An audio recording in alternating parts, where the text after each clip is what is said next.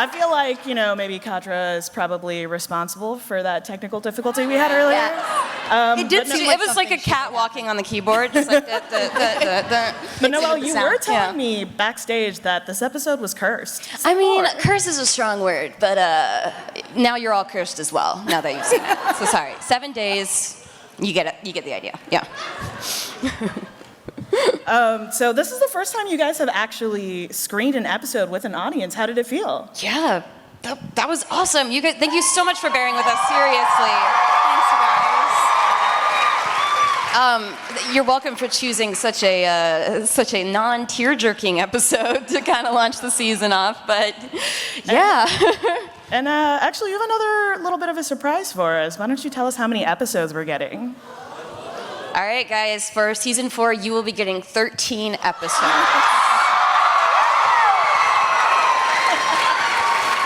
Double the episode order. So now that must mean you have a ton of great stuff in store for us this season. How did you and the writers sort of tackle season 4? Yeah, so at the end of season 3, we shook up everything. All of our characters are kind of put into new situations, pushed to their limits, and the start of the season, everything has changed. All the power order has changed, and it's really like, there's so much that needs to happen for these characters because they're starting to grow, they're starting to come into these roles. We've really been kind of watching them grow up over these last few seasons, and now, for characters like Glimmer and characters like Catra as well, they've sort of reached that top spot of power. And, the questions that we asked this season are just like, well, what price do you have to pay for that power? Oh man, we're getting into the deep cut stuff now. I love it. You know us. So Karen, Glimmer is really the center of this episode, and I imagine this must be a much heavier season for Glimmer. She has a lot of new responsibilities to deal with, responsibilities that, as we sort of saw, are pulling her away from her friends a little bit. What was it like recording this season and seeing Glimmer through this coming of age? Yeah, Glimmer starts off in a very dark place this season. She loses her mother in the previous season, and, she doesn't really have time to grieve. She doesn't have, that kind of luxury because she now has to become queen and step up to the plate, and she has all of these responsibilities, and she's putting pressure on herself as well.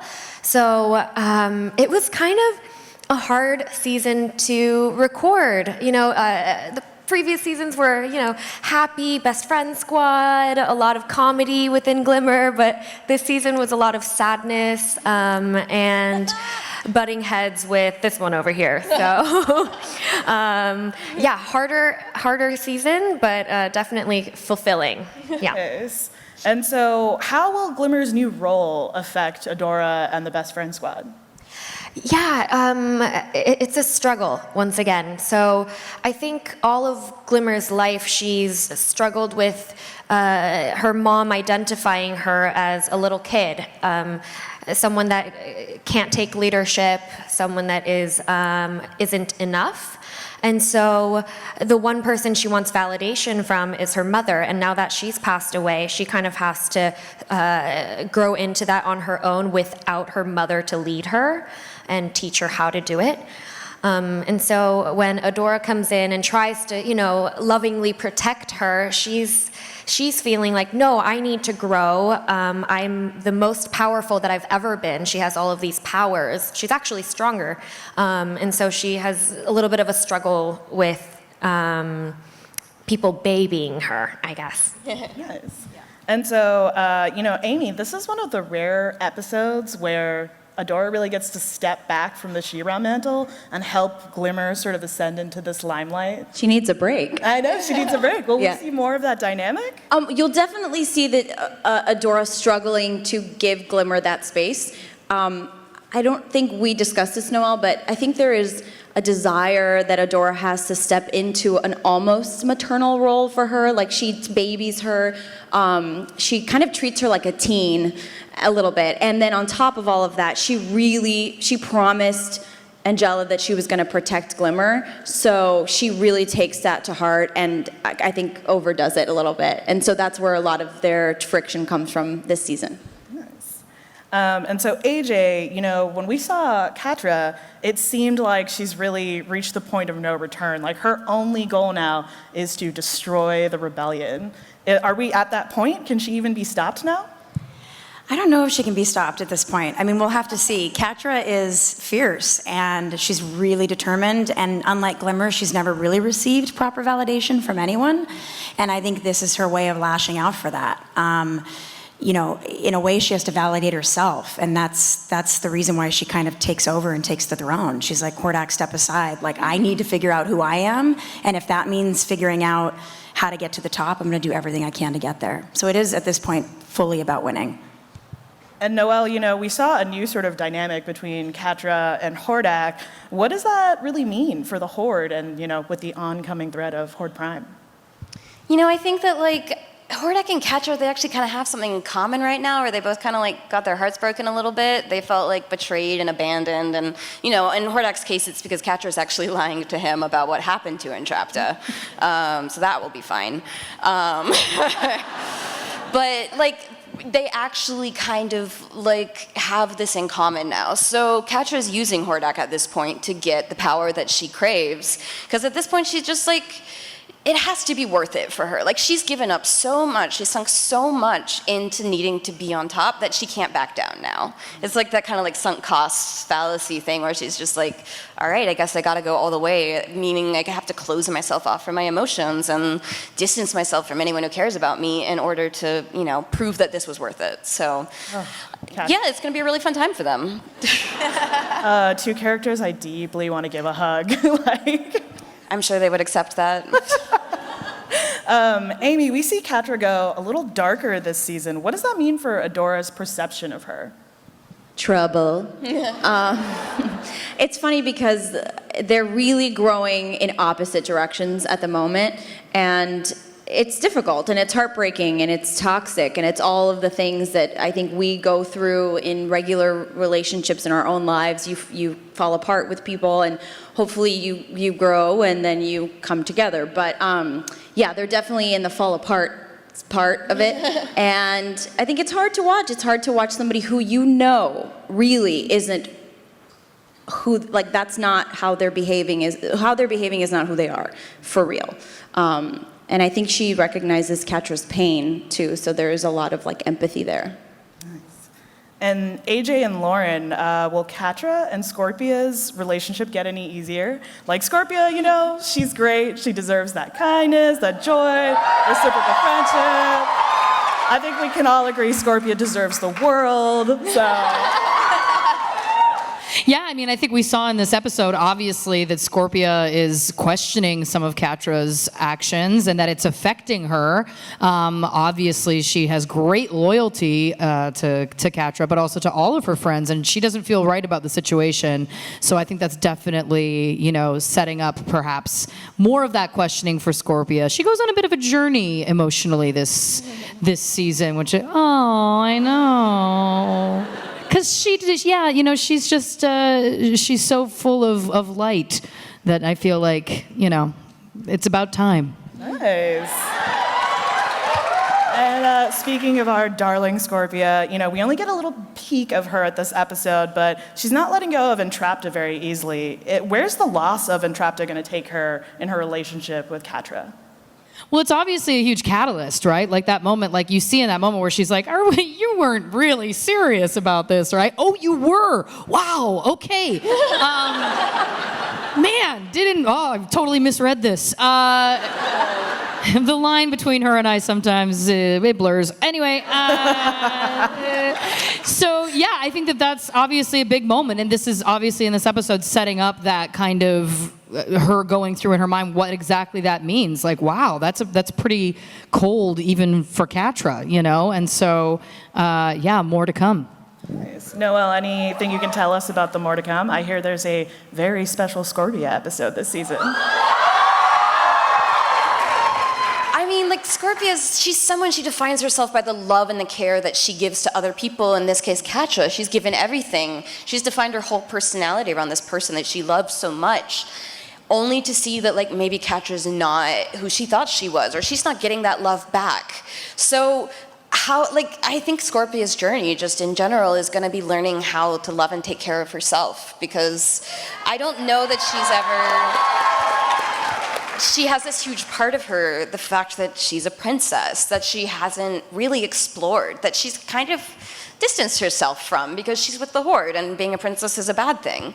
So, there's a lot I think that she has to learn about herself, and a journey of self-discovery that she has to take. Because I think she's someone that she kind of lies to herself a lot in order to make everything seem okay. She's a little bit in denial, I think, and it's getting harder and harder for her to keep that up. I think we have a little clip of that episode if, Catra hasn't sabotaged us this time. Let's see if this works. And if only we could all be as positive as Scorpia, I'm sure the world would be a much better place. I want to follow Scorpia's daily affirmations every morning. Yeah. It's like the little kid on YouTube who's like, I am great. Yeah. My aunt is wonderful. I can do anything good. It's like Scorpia's the new version of that. Totally. Makes me so happy. Lauren, you should start an Instagram just for Scorpia affirmations. Really? I think you're right. Yeah. I think you're right. And also shout out to baby Scorpia in that picture. Yeah. Come on. Lauren was just like earlier today, she's like, are we ever gonna see baby Scorpia? And I was like, Prequel. So Noelle, is there anything else you can tee up in terms of the rest of the season and where we're headed? Hordak got his message to Horde Prime. That cannot be good. It is not.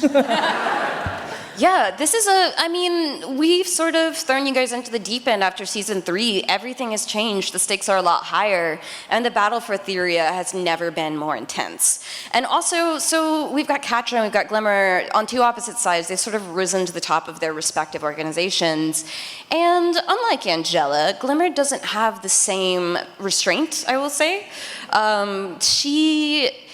She lost her mother and she's not going to lose anyone else. And I think that pushes her to further extremes than I think definitely Adora is comfortable with. And so, there's a lot still to come. There's a bunch of really fun episodes, I promise, still in this one.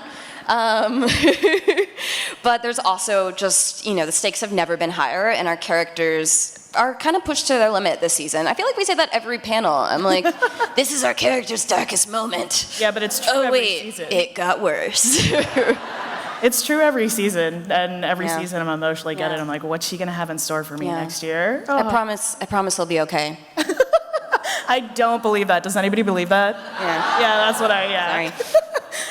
But we have another treat for you guys, and before we throw it up on screen, Noelle, we should probably mention when the new season is going to premiere. Oh, yeah. So you guys are not going to have to wait very long at all to get this season, because it is coming to Netflix on November 5th. So that's right. And you can see we have some new key art and posters for you guys. And you might notice that there's someone who new sitting next to Catra. Noelle, who is she? Oh boy. So you guys are about to meet Double Trouble. You are going to love them so much, because we certainly do. I don't want to tell you too much yet at this point, but very soon you'll be getting more details about Double Trouble, and I promise you're going to love them.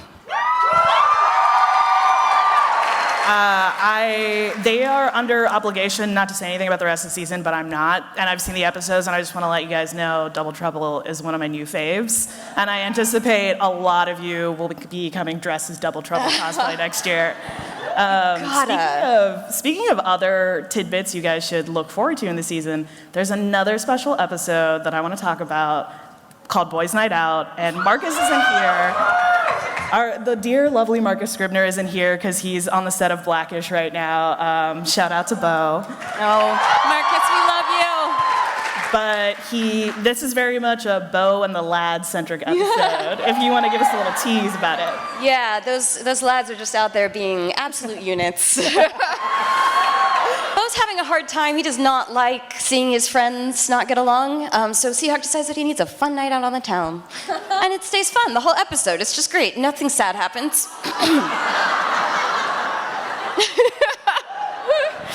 I tried, guys. I'm really trying my best here to get you the scoops.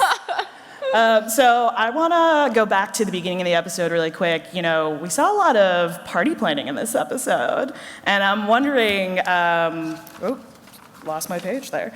And I'm wondering, who would you choose to be your party planner if you guys had to throw a she-rap party out of all the characters? Oh, out of our characters. Okay. Scorpia. Yeah. Oh, yeah. That's Scorpia. 100%. She's gonna give you what you want. Like you don't like it, I'll do 5 more. Like her only goal is to please people and make people happy. And I think that she would take a party. First of all, she'd be honored, and secondly, she would execute it to the letter, for sure. She'd nail it. She'd nail it. Could you imagine her planning a wedding? I can. Yeah, I can too. It'd be incredible. Beautiful. It'd be beautiful. Release the doves. Yeah. More doves. Although I must say, she's not a character, but Noelle just threw the coolest wedding. So I think she would do a really fantastic job too. It's true. Just saying. There was a sword. We cut the cake with a sword. Yes. Amazing. One more thing before we wrap it up and go to announcements and show you guys the teaser trailer for season 4. I would love to go down the line, and if you guys could all sum up your character arc for this season in one word. Aimee, do you wanna kick us off? Me? Oh. Can I do a hyphen? Patient struggle. Wow. We'll allow. Slow burn. Ooh. That's good. Slow burn. How do I top that? I would say really sad and dark and deep, but broken relationships. Transformation. Great one. I would say revolutionary. And Noelle, can you give us one for just the season in general? Can I do Spinnerella? She's my character. Oh yes, of course. I'm so sorry. Vegetable platters. It'll make sense later. You'll get it. Amazing. And just a couple quick announcements for you guys before we show you the first ever teaser trailer for season 4. And I believe there will be a full trailer out soon, but not quite yet. You guys are getting at the first look. But before we do that, Han Cholo has New York Comic Con exclusive enamel pins and patches available at booth 241, so make sure you guys go by, get all your free swag, and also make sure you're following all the She-Ra socials, because we're going to be celebrating a few upcoming character birthdays, and I don't know if Noelle's planned those as well, but... Oh, yeah. No, we're going to do full themed parties for all of them. Well, really? There you go. Are you responsible for the technical difficulties earlier? Are you an agent of Catra? How dare you? We actually have multiple October 28th birthdays on the crew, so it's going to be a big party for us. It's Catra Day. I love it. Scorpia should throw the party. Yeah. She's already been planning it. She's got like a vision board of Catra's interests, and it's just like... She's in all of the pictures. Just like creepy photos that taken from the bushes, like... Like paparazzi images. Catra seems to enjoy ice cream. All right, ice cream. Ah, yes. I play another character on a show called Dina, so. Round of applause for Superstore. Stop. Go on. I'm kidding. All right, and that about wraps up our panel, but Noelle, do you want to set up our teaser before we let these beautiful people go? Yes, I do. Here's our teaser. Take it away. The She-Ra panel, let's hear it one more time for our cast and creator. Woo. Thank you, everybody. Thank you so much. Thanks, guys.